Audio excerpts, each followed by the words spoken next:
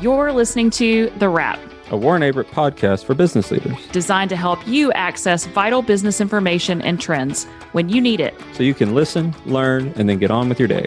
Now, let's get down to business. Hello, everybody, and welcome back to another episode of The Wrap. This is episode 68.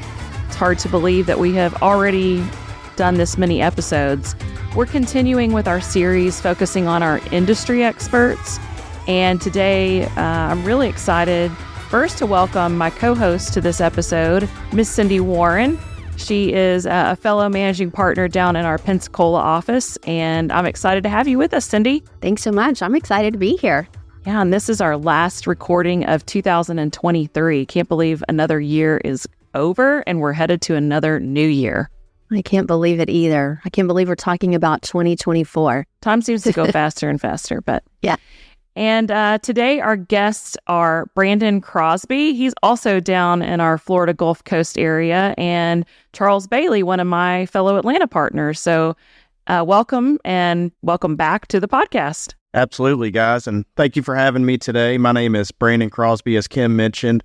I've been a partner with the firm for a couple of years, been in public accounting for well over 10 years, and got the privilege to work with many restaurants, breweries, and distilleries in the area. So nonetheless, a great space to be in, and thank you for having me again.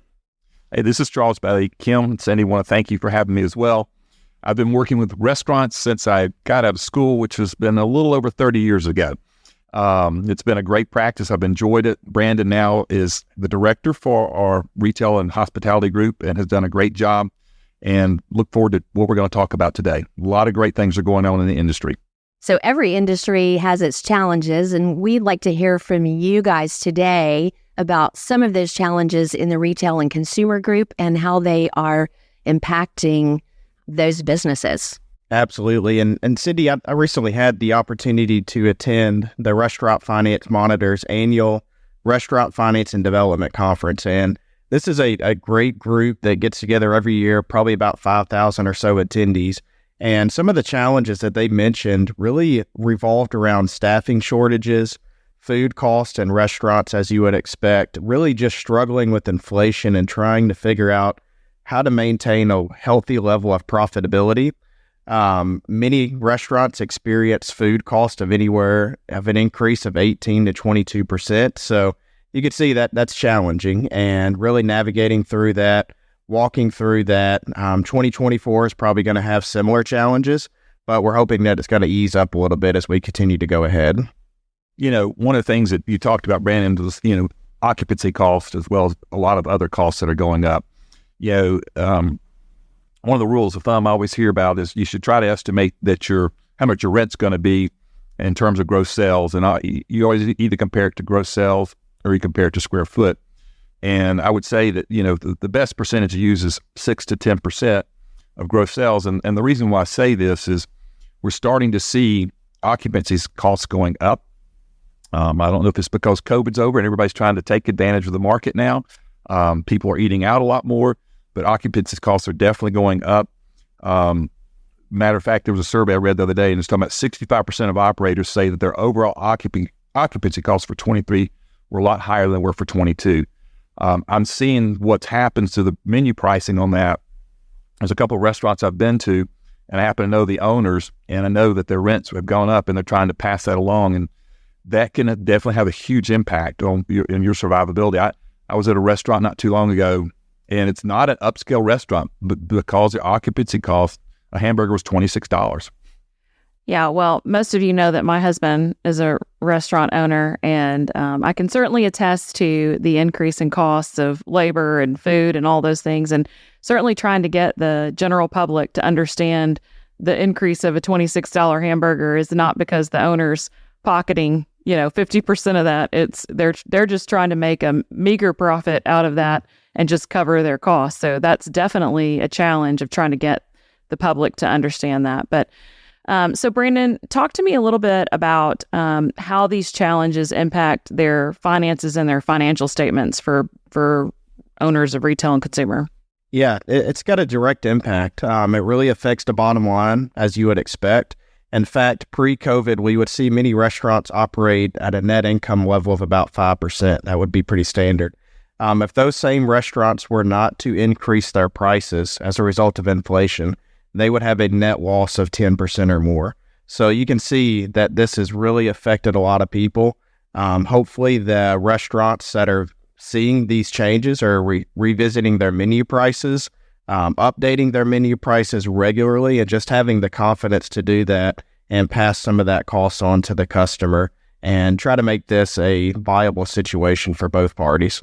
One thing I would add to that is, talking about rising prices, going back just for a second on occupancy, one of the things that you can try to do to combat inflation is try to see if you can't get into a sublease.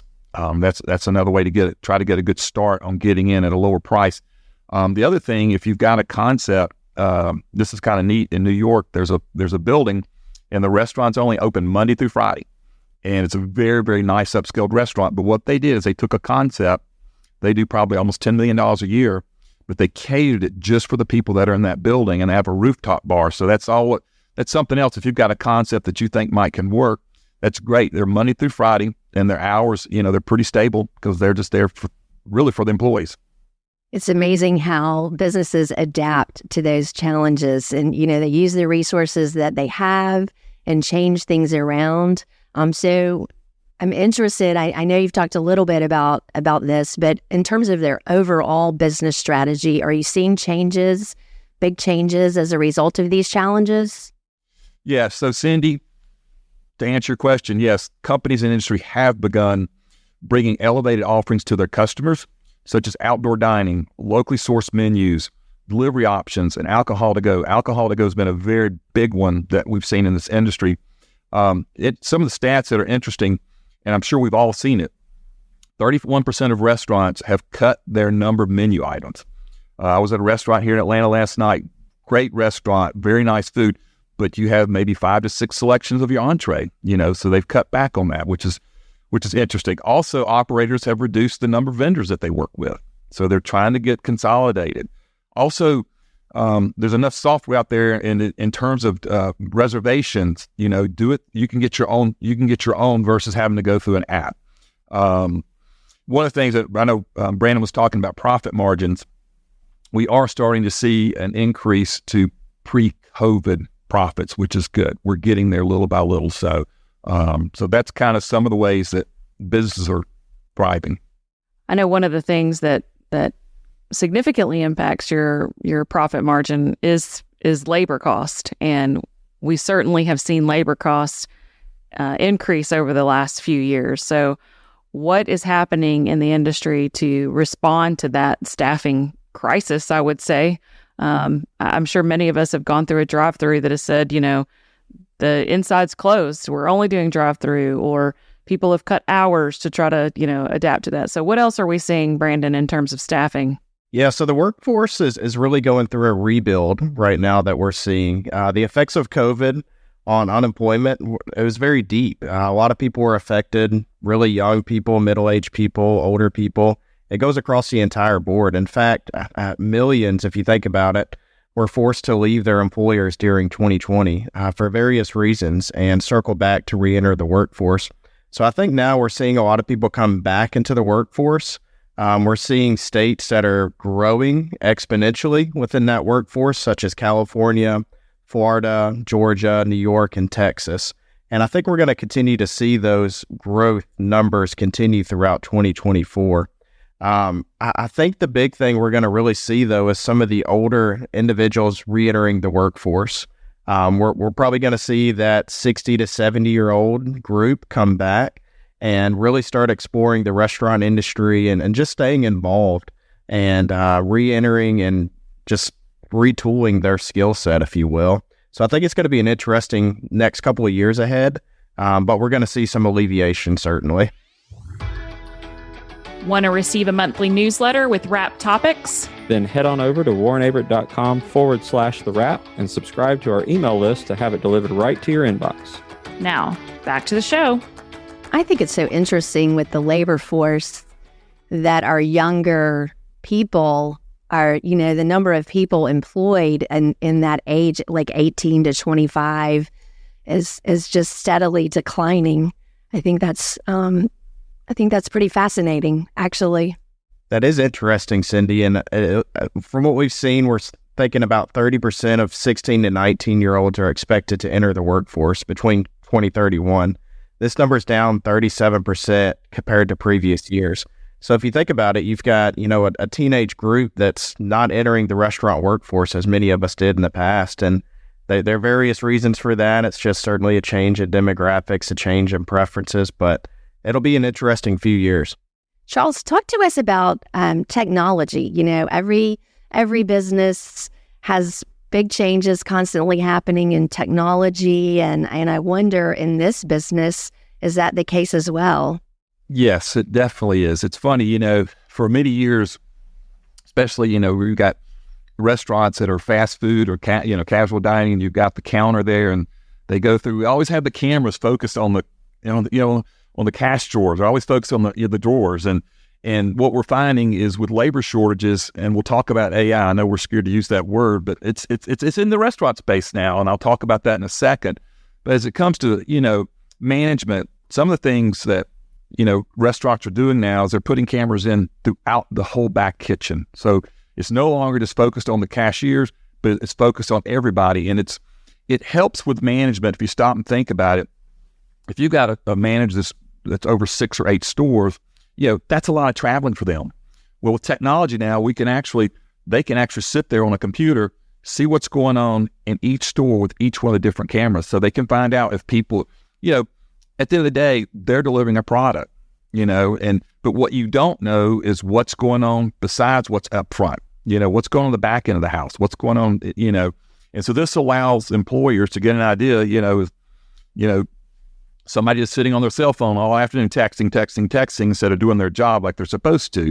And this would help a manager be able to monitor that, because we're finding a shortage of labor. So this is just another way to use tools to help us.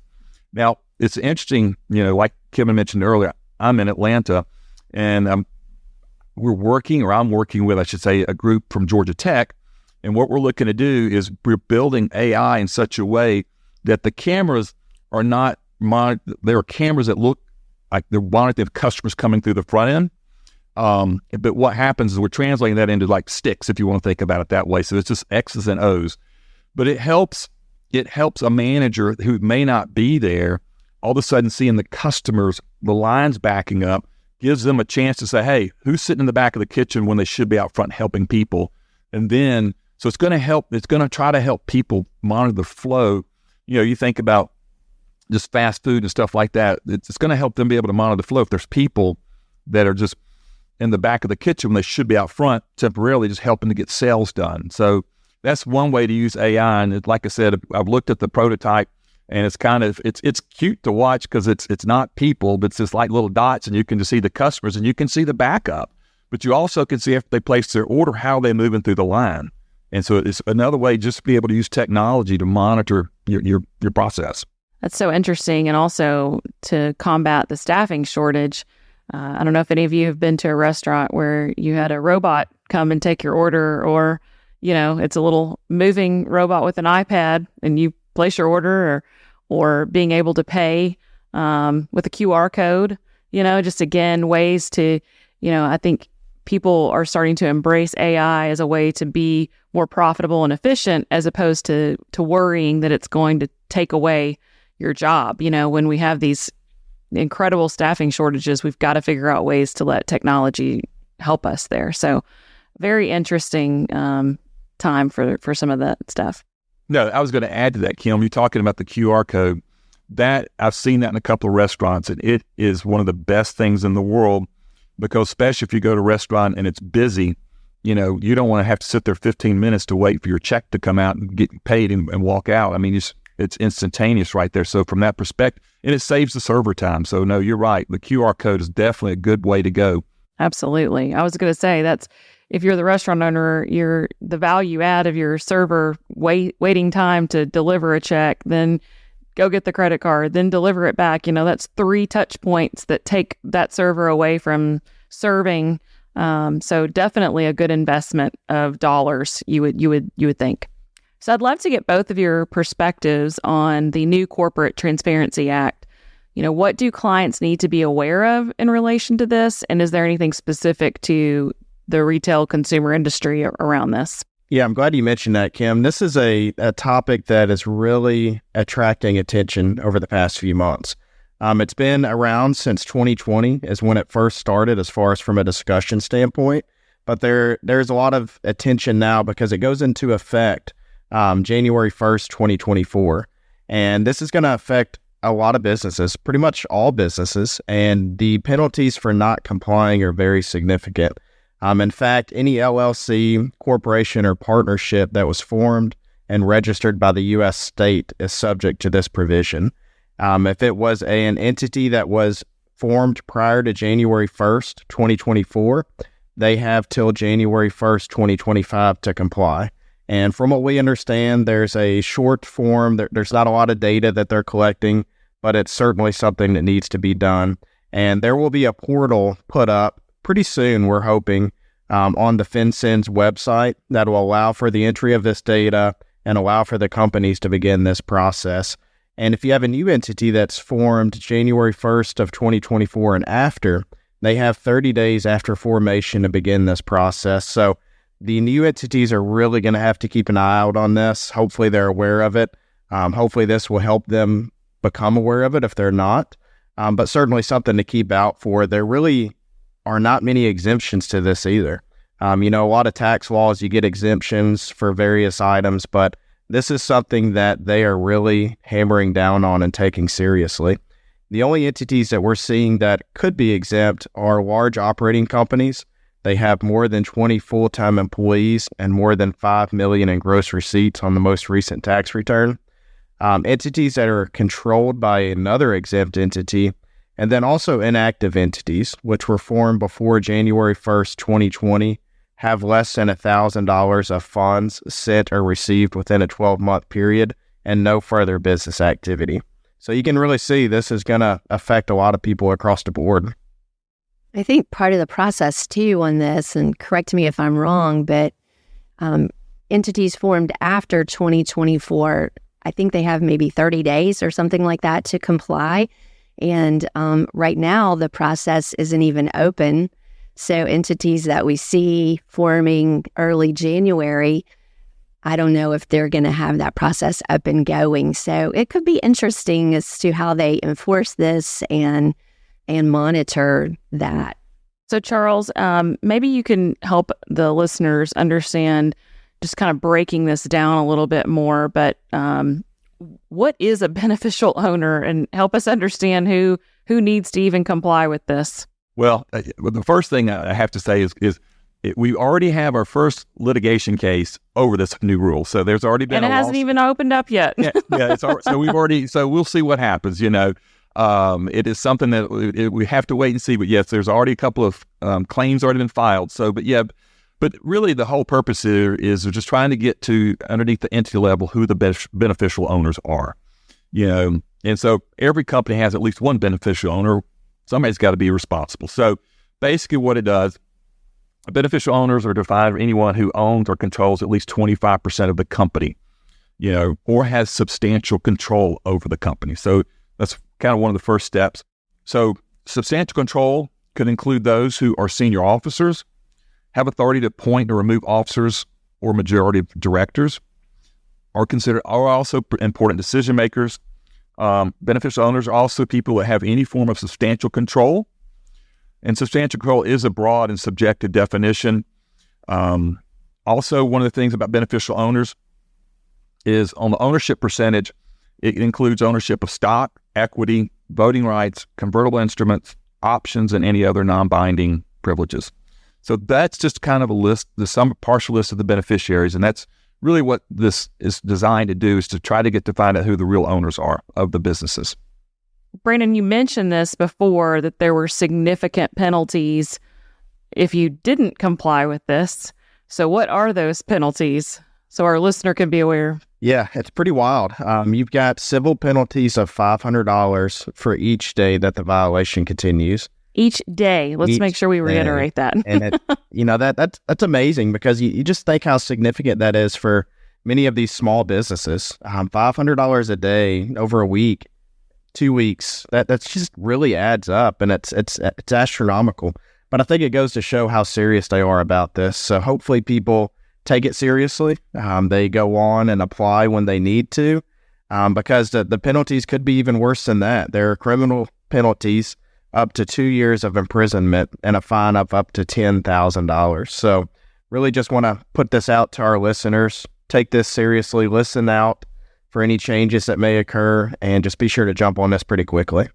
Well, here on The Wrap, we like to wrap it up in 60 seconds or less with that bit of information that we want to leave in the minds of our listeners. So what would you guys share with us for that wrap up? I would leave it is really for business owners to be more proactive than they've ever been before. They've got to keep their hands on the pulse. They've got to know what's going on with their employees, with their food cost, with really all costs. So just be proactive, be hands-on, and really know what's going on so you can help steer that ship when challenges come up. The thing I would add to that is I would suggest to use technology as much as possible. We're in such an age right now where we've got so much technology available to ourselves. And some of our restaurant owners, they're not all young. Some of them are a little older, so they don't always consider how could technology help my business. You still see some of the things, been doing this way for 20 years, and they don't stop to think about automating things. And there's a lot of automation that you can do now in the restaurant space. We touched on it a little bit, but that's just scratching the surface. There's a lot more that can be used in terms of inventory orders. There's just a lot available. So that's what I would encourage people to do, is figure out how to take advantage of technology. If you're not sure, get on the internet and search. There's enough information out there to tell you what technology is available for you. That's awesome. Well, thank you, Brandon and Charles, for being with us today. And thank you, Cindy, for being my co-host. It was great to see all of you. Happy New Year. And we look forward to seeing everyone next year again for more episodes of The Wrap. Cheers. Thank you, guys. Thanks, Kim. And that's a wrap. If you're enjoying the podcast, please leave a review on your streaming platform. To check out more episodes, subscribe to the podcast series, or make a suggestion of other topics you want to hear. Visit us at warrenaverett.com/The Wrap.